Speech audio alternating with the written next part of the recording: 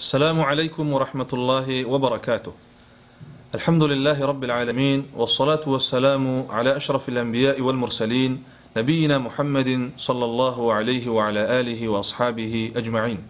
أما بعد، فأعوذ بالله من الشيطان الرجيم. وما كفر سليمان ولكن الشياطين كفروا يعلمون الناس السحر. الآية.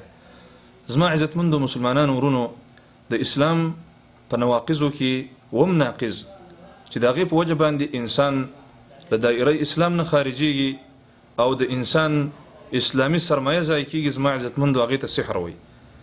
سحر هغه لوی جرم دی او هغه لویه ګناه ده د کم په وجه باندې چې انسان له دایره اسلام نه هم خارجېږي، نه تنها دا چې ګناهګارېږي او په انسانانو باندې د دنیا ژوند هم فاسدوي. د دې د وجې نه ډېر لوی جرم دی او عمر رضی الله تعالی عنه به ساحران قتلول او دا به فرمایل چې حد الساحر ضربه بالسيف. د ساحر حد شرعي هغه دا دی چې د هغه دا سټ پرې کړی شي.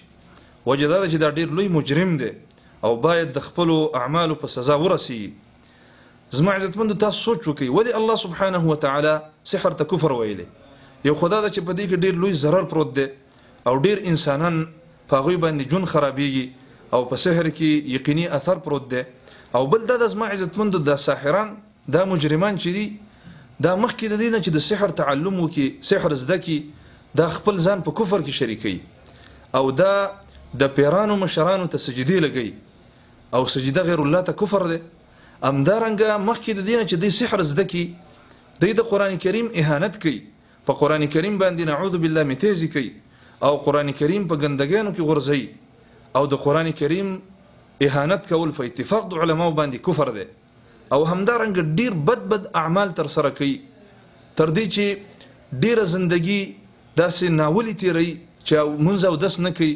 او حتی ډیر داسې واقعات مشهور دي چې ساحران چې کله سحر زده کوي نو د الله سبحانه وتعالی ډیره سخته بېدبي وکړي او کوم چې د جناتو مشري هغې ته ذبح وکړي او د هغې نه وروستو بیا هغه جنات د هغوی مشر چې دی دې ساحر ته څه معلوم پیران ورته ورکړي، هغه به د دې خدمت کوي او دا مجرم چې دی بیا د دغه نورو مجرمانو نه کار اخلي او د دې په وجه باندې سحر ترسره کوي.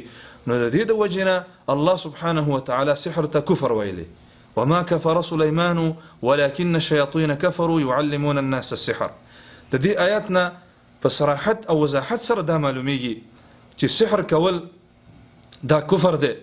د دې د وجې نه د دې جرم نه ځان ساتل پکار دي او د سحر ډیر انواع دي، د ټولو انواعو نه ځان ساتل پکار دي. د دې د وجې نه چې زموږ او ستاسو دینی او اسلامي سرمایه محفوظه شي او زموږ د لاس نه چاته ضرر هم ونه رسیږي او خپل ځان ته ضرر هم ونه رسو او خپله دینی سرمایه محفوظه کو. الله سبحانه وتعالی دې زموږ او ستاسو د دین اسلام او د عقیدې حفاظت وکي. سبحانك اللهم وبحمدك أشهد أن لا إله إلا أنت أستغفرك وأتوب إليك.